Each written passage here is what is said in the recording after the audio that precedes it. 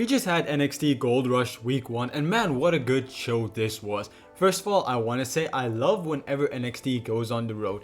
I have so much love for the Performance Center, for the old NXT arena, but sometimes it does feel a bit samey.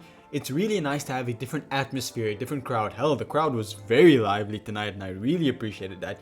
They usually are when we're in MSG. But enough yapping, let's get into the actual show, which started off with the Mixed Tag Team Championships held by Chelsea Green and Ethan Page. They go up against Joe Henry and Thea Hale. Joe Henry is officially signed to NXT or WWE, same thing, right? This match was pretty fun, I really liked it. Thea Hale really needs to be more of a consistent presence on NXT. She's really entertaining. I think they should just have her appear doing these randomized gimmicks. Like Chase U and Joe Henry, her two biggest stuff recently, were very gimmicky, so it's really her niche. They should stick with that. And then when it comes to Joe Henry, I feel like he's going to be the one to eventually take the North American Championship off of Ethan Page.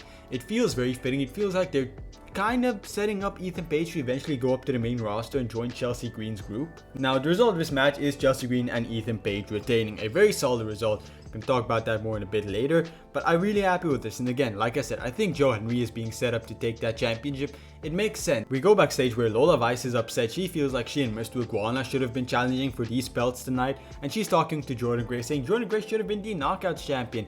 That's when Kalani Jordan comes up to the two of them. She tells them to stop complaining and that they should just get out of here. They're not worth it, and that she's the Knockouts champion. You know, kind of a tease for next week's Knockouts championship match, which I'm going to make an additional video about that this weekend because there is some spoilers regarding that, but we'll get to that later. Fun little segment. Then another backstage segment is Ava announcing that she is not choosing the competitors for Deadline this year. It's gonna be John Cena. Now, it's most likely just gonna be a backstage segment or a little promo package. I don't believe he's going to appear live, although that would have been really cool. I'm gonna go on a bit of a tangent here. The way they've used John Cena, especially regarding the NXT talent, has been really entertaining, especially with some of the NXT talent being in the Last Time Is Now tournament.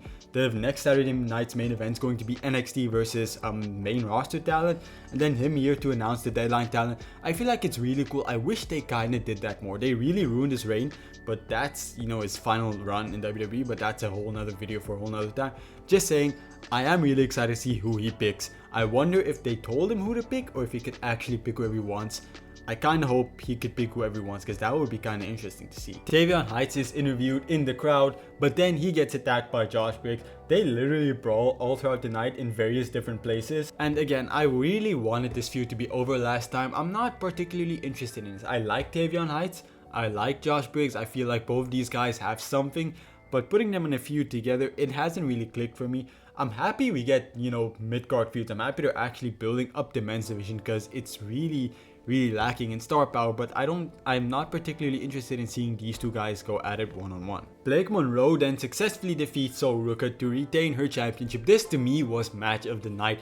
All throughout this match, Blake Monroe was targeting Sol Ruca's leg relentlessly until eventually she had her in a leg lock. She took off the brace and Zarya threw in the towel for Sol Ruca. I'm noticing that they don't like making Sol Ruca lose clean.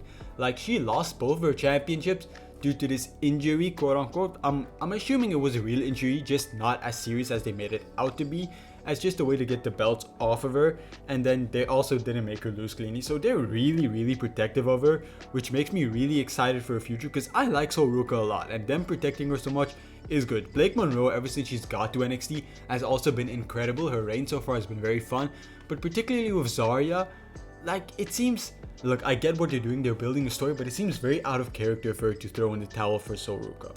And I'm not saying it's a bad thing, not at all. I'm saying it's a very good thing. This whole Sol Ruca Zarya thing, this slow burn has been so interesting. One of the best storylines in women's wrestling right now. I'm just really curious what the end goal is, because Fraxium also in NXT used to have this type of storyline where they would continuously like tease a breakup, want to do their own things, but that never happened. I hope it's the same because Zaruka is not a team I really want to see split up. I want to see them be in it for the long run. We have a segment where Ricky Saints comes to the ring and Obafemi is back. Man, he looks so sick. Okay, we're gonna get a match between Obafemi and Ricky Saints at Deadline. I swear to God. I mean, I want Obafemi to go to the main roster. He should. But man, if they're gonna make him lose to Ricky Saints, like the shit he even said to Ricky Saints, like he straight up told Ricky Saints daddy's home, and That's true. Femi looks so good.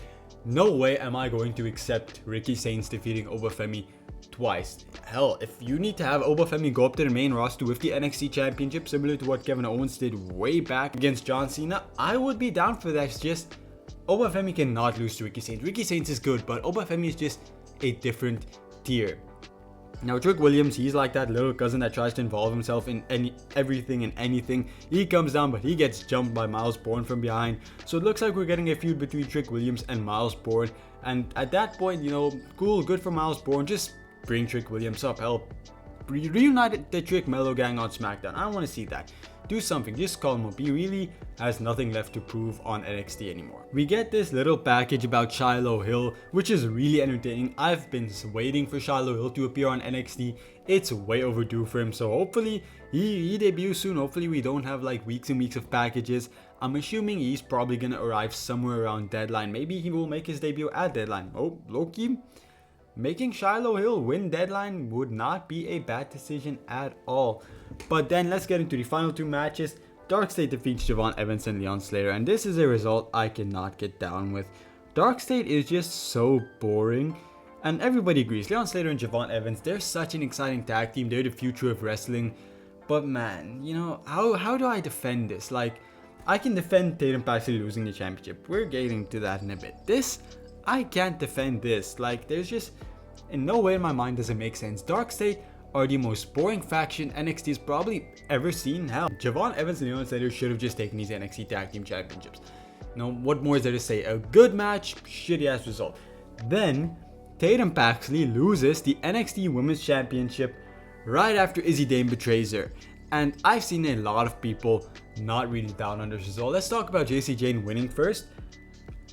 I mean, I kind of called it. I kind of said that I want each of the women in Fatal Influence to win women's championships, and it seems like it might happen. Now I'm still kind of concerned because I feel like it might not happen, because I don't think Laney Reed's gonna defeat Kendall Gray, but I can hope.